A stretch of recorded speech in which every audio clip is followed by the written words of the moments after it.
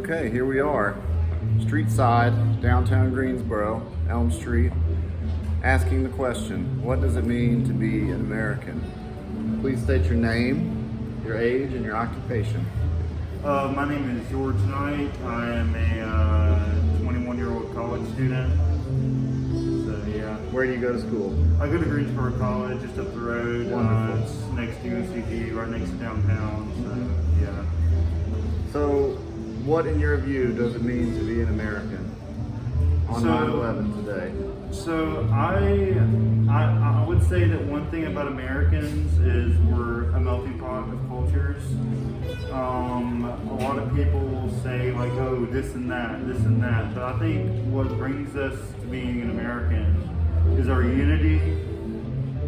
And whenever someone gets knocked down, we always back them up. Mm-hmm. I mean, like, I run a newspaper outside of out of Madison, North Carolina, and I go to college as well. And as a small business owner,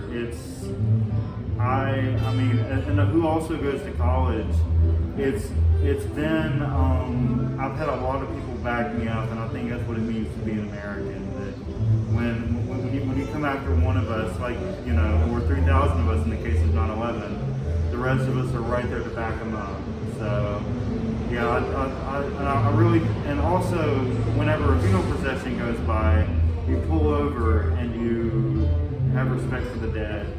I mean, sure, that can happen in any country, but the way our melting pot culture is, I would argue that with the amount of diversity and the amount of respect that Americans have to coexist, it brings out the best in people, I would say.